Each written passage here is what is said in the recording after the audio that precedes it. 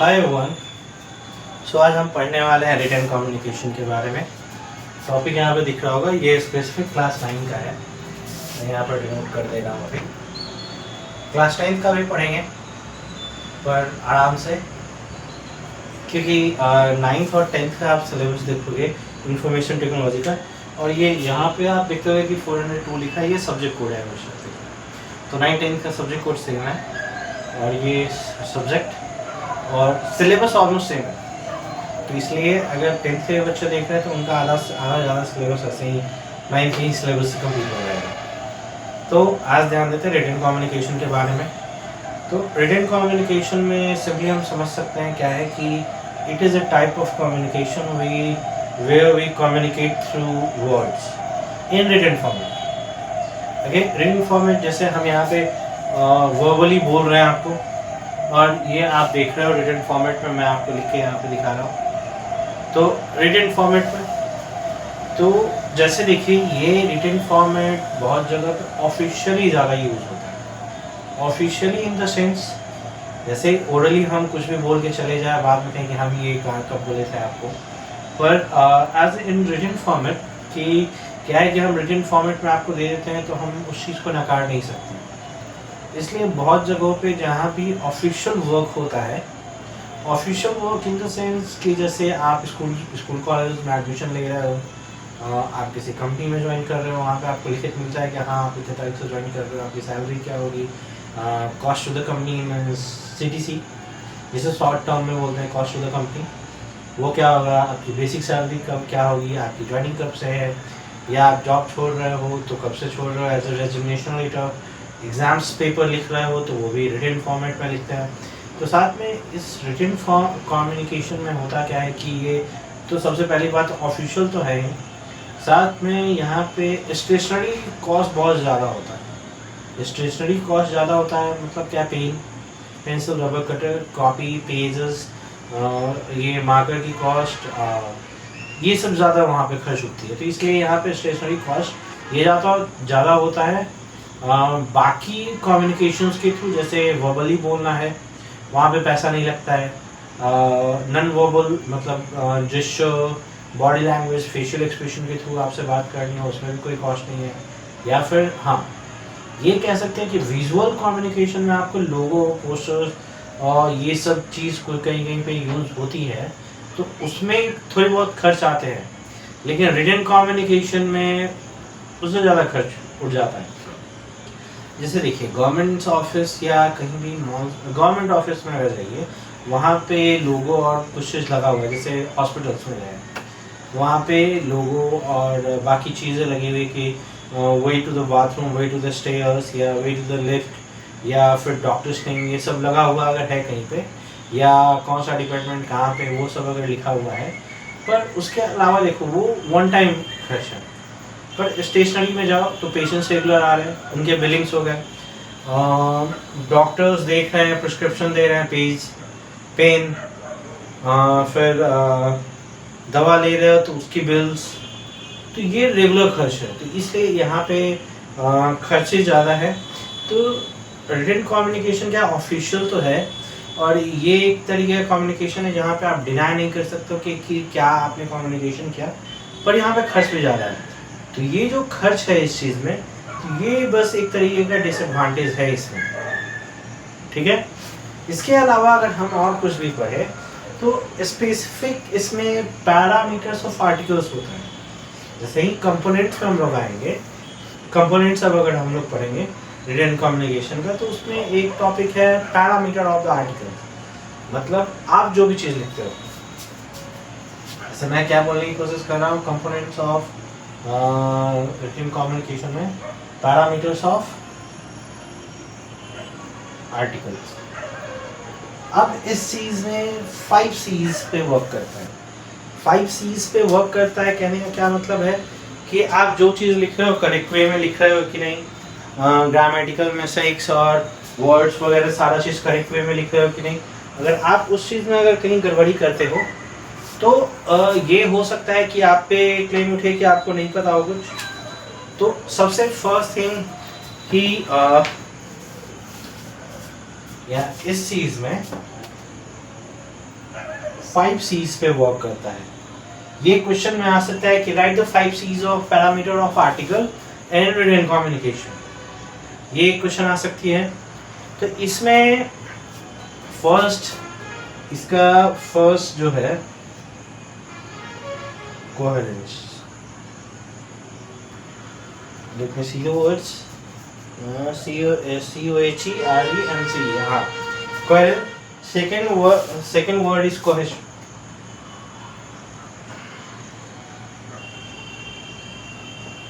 third word is conciseness, concision, fourth word is clarity। ये सारी चीजें होने के बाद लास्ट क्या है, करेक्टनेस, करेक्टनेस। अब ये चीज जो है 5 C's पैरामीटर ऑफ आर्टिकल, अब इसमें क्या है, ये रिटन कम्युनिकेशन में क्यों जरूरी, क्योंकि सिर्फ वर्बल हम बोले, तो अपने लोकल टंग में अगर हम बात करें तो वहाँ पे उतने ग्रामेटिकल मिस्टेक्स वगैरह हम लोग नहीं देखते, या कैसे बोल रहे हैं वैसे हम लोग नहीं देखते। जैसे बस नॉर्मल गुस्से में हम लोग क्या बोल रहे हैं, या घर में प्यार दुलार में माँ क्या बात कर रही हैं, या हमारे पिता क्या बोल रहे हैं प्यार से, या गुस्से में कुछ समझा रहे तब क्या बोल रहे हैं, तो उतने ग्रामेटिकल मिस्टेक ओरल में हम लोग नहीं देखते। ओरल कहने का मतलब है कि वर्बल कम्युनिकेशन में, या इशारे में कुछ बोल रहे तो हम लोग उतने ग्रामेटिकल वे में नहीं जाते। पर रिटन में एक तरीके का फॉर्मल वे ऑफ कम्युनिकेशन है कि बाद में हम वो डिक्टेट कर सकते हैं कि भाई आपने ये बोला है। क्योंकि अब जैसे देखो, अगर कोर्ट्स वगैरह में जाओ तो कोर्ट्स वगैरह में जो रिटन फॉर्म ऑफ कम्युनिकेशन है वही ज़्यादा चलता है, और आपने वहाँ पे कुछ घुमा फिरा के अगर लिखा हुआ है तो उस चीज़ को भी लेके वकील ये हो जाते क्या, अच्छा हम इन्होंने तो ये लिखा है, मतलब आप देखो वहाँ पे ये हो जाता है। तो जब भी हम लोग लिखते हैं या रिटन फॉर्म ऑफ कम्युनिकेशन करते हैं तो वहाँ पे इन 5 वर्ड्स का ध्यान हम लोग रखते हैं कि हम जो भी चीज़ लिख रहे हैं वहाँ पे या रिटन फॉर्म में कम्युनिकेशन कर रहे हैं सही तरीके से कर रहे हैं या नहीं कर रहे हैं। अब जैसे कोहेरेंस में क्या होता है कि आपने जो भी चीज़ लिखा है, ठीक है, या आप एग्ज़ाम दे रहे हो कुछ आर्टिकल्स या किसी पॉइंट्स पे, जैसे एजुकेशन सिस्टम इन इंडिया क्या है, पेपर लीक के बारे में आपको लिखना है, कहाँ से ये चीज़ हो रही है, मिनिस्टर्स वगैरह को क्या करना चाहिए। ऐसा नहीं कि अपनी बेटी का फ़ोन बिल भी डिपार्टमेंट से ही भरवा दो, जब वो ऑयल मिनिस्ट्री पेट्रोलियम मिनिस्ट्री में थे तब अराउंड 60-70,000, तो उनकी बेटी बाहर विदेश में पढ़ रही थी या कुछ कर रही थी, तब वैसा नहीं, मिनिस्ट्री से लेके सारा उनके अंदर में जितने भी कर्मचारी हैं वो उस सभी को स्ट्रिक्ट होना होगा, तब जाके पेपर्स लीक्स वगैरह रुकेंगे। तो उस चीज़ के बारे में अगर कुछ आर्टिकल लिखना है तो ये ऑर्गेनाइज्ड वे में है लिखा हुआ कि नहीं लिखा हुआ, ये चीज़ें यहाँ पे, ठीक है। इसके अलावा कोहेशन में क्या करता है कि कोई भी पैराग्राफ है वहाँ पे आप लिख रहे हो तो सिंगल फ्लो ऑफ आइडिया है कि नहीं उस पैराग्राफ के अंदर, वो चीज़ यहाँ पे क्वेश्चन में होता है। जैसे अगर हम लिख रहे हैं कि जैसे पेपर लीक्स में क्या क्या दिक्कत हो रही है या गवर्नमेंट क्या कर सकता है उस चीज़ में, तो क्या कर सकता है बस वो लिखेंगे वहाँ पे, या लीक कहाँ से हो रही है बस वो चीज़ देना होगा, या फिर डिपार्टमेंट उसमें, जैसे हेड ऑफ द डिपार्टमेंट जो है एजुकेशन सिस्टम उसके अंदर में सारी चीज़ आ रही है तो वहाँ से क्या इशू हो रहा है, या जो भी गवर्नमेंट स्कूल्स वगैरह में है।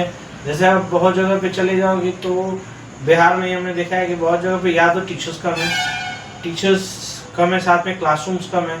क्लासरूम अगर हैं भी तो टीचर्स को कभी वोटर आईडी के लिए भेज दिया गया, कभी जातीय जनगणना के लिए भेज दिया गया, कभी कुछ के लिए भेज दिया गया। और बाद में होता है कि अब टीचर्स को अच्छे से पढ़ाने, भाई टीचर्स को आप मौका दो, टीचर्स को आप सिर्फ पढ़ाने के लिए रखो, पढ़ाई अच्छे से नहीं करा रहे या अपने स्कूल को अपने ऑर्गेनाइज तरीके से नहीं कर रहे, तब आप वहाँ पे बोलो कि आप क्यों नहीं कर रहे हो, तब वहाँ पे उन पर लीगल एक्शन लो।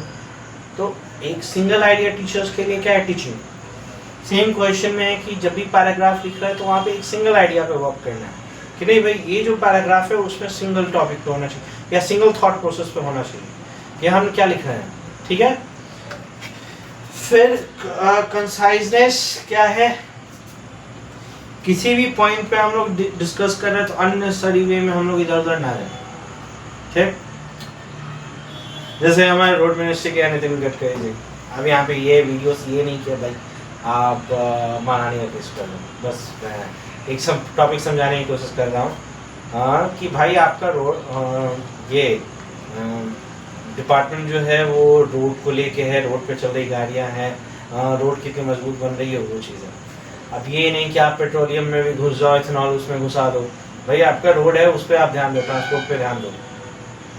तो ये नहीं पेट्रोलियम में घुस जाओ, उससे अच्छा आप पेट्रोलियम में थे, अब अपने बेटे का इथेनॉल का कंपनी को उतना प्रॉफिट कराने के लिए ट्रांसपोर्ट से पेट्रोलियम में घुस रहे हैं। एक चीज़ पे फोकस रखो।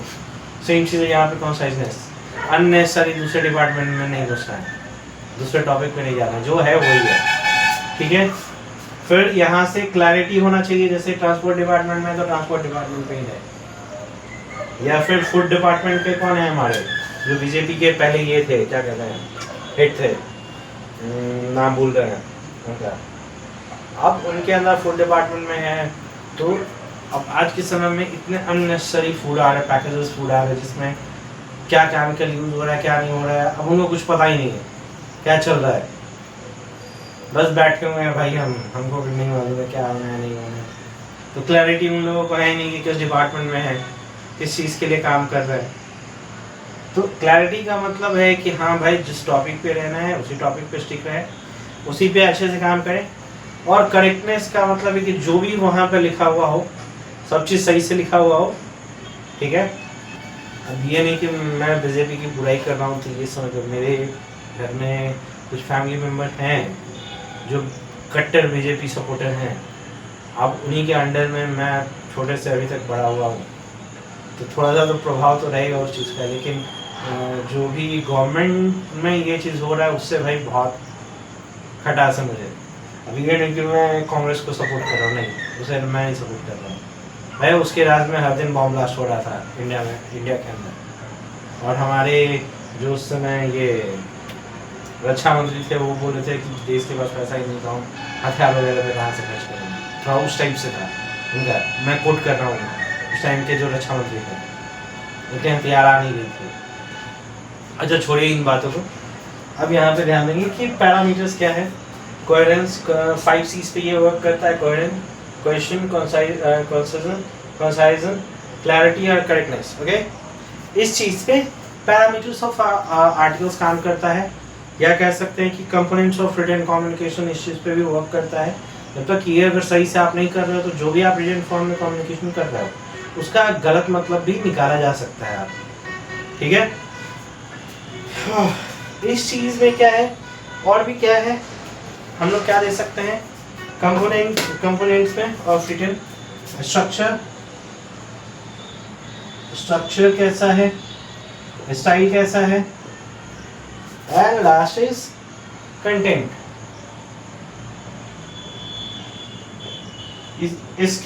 इससे अलग है ये चीज, इसी में मिक्स नहीं करिएगा। जैसे स्ट्रक्चर वगैरह कहने का मतलब क्या है कि आप अगर किसी डिपार्टमेंट में या कहीं पे काम कर रहे हो, आपको लीव चाहिए किसी वजह से, तो ये है कि आप लीव एप्लीकेशन देते हो, तो वो एक स्ट्रक्चर्ड वे में होना चाहिए, स्टाइलिंग सही होनी चाहिए हर जगह की। कहाँ पे कैपिटल कहाँ पे स्मॉल होना चाहिए, स्टेट और कंट्री का नाम लिख रहे हैं तो कैसे होना चाहिए, किसी का नाम लिख रहे हैं तो उसका स्टाइलिंग कैसे होना चाहिए, किस जगह पे कौन सा कंटेंट आप लिख रहे हो। अब लीव एप्लीकेशन लिखना है तो शुरुआत में ही थैंक यू नहीं करते, ये भी तो चीज़ है। तो इन चीज़ों पे भी स्टाइलिंग, स्ट्रक्चरिंग और कंटेंट पे भी ध्यान देना है कैसे आप लिख के दे रहे हो, ठीक है। अब इसके अलावा एडवांटेज या डिसएडवांटेज पे अगर हम आए तो क्या है कि रिटन कम्युनिकेशन क्या है, और ये और प्रिसाइज वे में होता है। प्रिसाइज वे में होता है क्या, अगर इन चीज़ों का अगर आप ध्यान रखते हो तो आप एग्जैक्ट प्रिसाइज वे में आप देते हो सामने वाले को रिटन वे में कि हाँ किस चीज़ पे आप बात करना चाहते हो। इधर उधर बात करने की कोई कोशिश करें, आप डायरेक्टली बोल दो तो नहीं भाई मैंने ये चीज़ कहा है, इस चीज़ का जवाब, ठीक है। इसके अलावा क्या है कि लीगल ये में कोई भी लीगल, मैंने जो कोर्ट और वकील की जो बात की थी कुछ देर पहले, तो या फिर डॉक्टर्स वगैरह के पास जाते हो, किसी डिपार्टमेंट में आप काम कर रहे हो तो वहाँ पे आप क्या दे रहे हो, तो लीगल वे में भी आप क्या लिख रहे हो नहीं लिख रहे हो वो वहाँ पे रिटन कम्युनिकेशन पे ही ज़्यादा डिपेंड होता है, ओरली वहाँ पे ज़्यादा डिपेंडेंसी नहीं होती है। इसके अलावा क्या है, ये एक तरीके का परमानेंट मीन्स ऑफ कम्युनिकेशन है। जैसे अभी वीडियो अगर रिकॉर्ड हम नहीं कर रहे हैं, जैसे ये वीडियो रिकॉर्ड हो गई, सोशल मीडिया वगैरह पे सब जगह चली गई, अगर वहाँ हर जगह से डिलीट कर दिया जाए तो मैं तो ये कहूँगा कहीं तो ये रिकॉर्ड नहीं है। या अगर जैसे वीडियो अगर नहीं हो रही है, मैं नॉर्मली दोस्तों से बात कर रहा हूँ, बाद में कह सकते हैं कि अगर वो उस समय की बात मेरे दिमाग से उतर जाए कि मैंने क्या बोला था, बाद में दोस्तों को मैं ये कह सकता हूँ क्या हम कब बोले थे ये बात। तो यहाँ पे ये चीज़ है रिटन कम्युनिकेशन में कि ये एक परमानेंट मीन्स ऑफ कम्युनिकेशन है, ठीक है। इसके अलावा अब डिसएडवांटेज की बात करें तो मैंने शुरुआत में ही आज के वीडियो में बताया था कि ये ज़्यादा खर्चीला मीन्स ऑफ कम्युनिकेशन है, और साथ में वर्बल कम्युनिकेशन में ये है कि क्लैरिटी आप तुरंत दे सकते हो। क्लैरिटी का मतलब अगर किसी बात पे अगर किसी को कन्फ्यूज़न हो जाए, जैसे एक वर्ड है साउथ इंडिया का किसी भाषा में एक वर्ड है अंदर आने के लिए, घर के अंदर, अब वो एग्जैक्ट ध्यान में नहीं आ रहा है वो कौन सा लैंग्वेज है। अगर मैं ऐसे ही कोई लैंग्वेज को लेकर वो वर्ड बोल दूँ तो यहाँ से ये हो सकता है भाई गलत बोल रहे हैं। तो उस लैंग्वेज में जो वर्ड है घर के अंदर आने के लिए आप देख सकते हो, वो हम लोग की लैंग्वेज में जैसे बिहार में उस वर्ड में एज ए अब्यूज़ हम लोग लेते हैं किसी के लिए, किसी स्पेसिफिक जेंडर के लिए एज एन अब्यूज़ के तौर पे वो चीज़ हो जाता है। तो अगर रिटन वे में दे तो वो अगर बिहार से हो तो उसे एज एन अब्यूज़ दे रहे, तो तुरंत हम लोग क्लैरिफिकेशन भी वहाँ पे नहीं दे सकते हैं। पर तो एक चीज़ है कि इंस्टेंट क्लैरिफिकेशन इसमें पॉसिबल नहीं है। इसके अलावा ये जो है टाइम कंज्यूमिंग है, आप लिखोगे, लिखने के बाद सामने वाले को दोगे, क्योंकि जब लिखोगे तो एक थॉट प्रोसेस होना चाहिए कि ये चीज़ लिखना है, सही वर्ड का यूज़ करना है, तो टाइमिंग ज़्यादा लगेगी वहाँ पे, तो ये एक तरीके का डिसएडवांटेज भी है। या इसके अलावा ये हो सकता है कि एडिशनल वर्कलोड हो जाए, कि अगर आप डॉक्टर्स के पास हो या फिर कोर्ट में हो या स्कूल्स में हो, तो वहाँ पे किस तरीके का पेपर यूज़ होना है, पेन किस तरह का यूज़ होना है, एग्ज़ाम्स देने जा रहे हो OMR सीट पे, तो वहाँ पे जेल पेन यूज़ करोगे कि बॉल पेन कैसे लिखोगे, तो ये एक तरीके का मतलब एडिशनल वर्कलोड इंसान पे हो जाता है। तो मुझे आज लग रहा है कि आपको रिटन कम्युनिकेशन जो ये चीज़ है वो आपको अब ज़्यादा क्लियर वे में या क्लियर थॉट प्रोसेस में समझ में आई होगी। तो thank you for watching the video. If you like the video और if you get to understand the video, please follow the page if you are watching on the Facebook, and if you are watching on YouTube, subscribe the channel and share with your friend जो class 9th या 10th में अभी हैं, आपके दोस्त जो ये information technology पढ़ रहा है। So thank you for the watching and have a nice day and meet you in the next class. Thank you.